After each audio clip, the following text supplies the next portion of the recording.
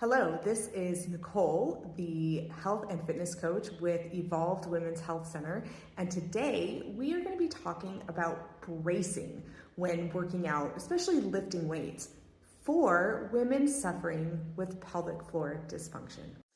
When someone is suffering with pelvic floor dysfunction, the tried and true and traditional method of bracing to lift doesn't apply anymore. It's called the Valsalva maneuver. And what it does, you get to see my belly. What it does is it teaches us to take what is like a 360-degree breath through our entire abdomen. So you saw that was me at rest, okay? And then I took a big breath and puffed everything out, okay? And this is fine and well and good if you do not have pelvic floor dysfunction. But for those of us, usually and mostly women, who are suffering from pelvic floor dysfunction, this creates a lot of downward pressure in the abdomen, and we can end up leaking before we even start lifting. So, what do we do instead?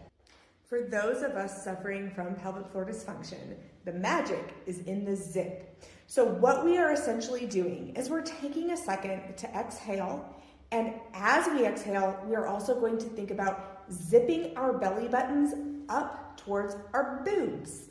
Okay, so what that looks like is you can see my belly button here, okay? When I brace, I'm gonna exhale, and you can actually see my belly button move upwards. Now, not only is my pelvic floor engaged, but my entire core is ready to take on a load. Well, what about breathing? Because if we're gonna lift something, we do need some oxygen in the system. When we work out, we should be breathing. So what do we do about that if we've just exhaled all that air in order to set the pelvic floor and the core? Well, this goes back to a video that I posted last week about 360 degree breathing through our rib cage instead of our whole abdomen. So what that looks like, you can go back and find that post, but it's breathing here. And so what you feel is you feel your ribs extend forward, you feel them extend to the side, and you actually feel them extend backwards as well, which is why I do this, because I should feel not only my hands move outward, okay, but I should actually feel my fingers move forward and then my thumbs move to the back. So when we're getting ready to lift, it's kind of a two-parter. And this is going to take some getting used to. It's going to take practice, and it's going to have to be very, very intentional. You will have to take some steps backwards, especially if you already lift. I've been there. It was really hard, but it was worth it.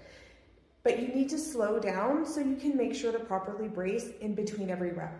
I'll show you what the two-parter looks like. Again, I'm gonna let you see my belly, okay? We've got this belly button, okay? I'm gonna breathe out,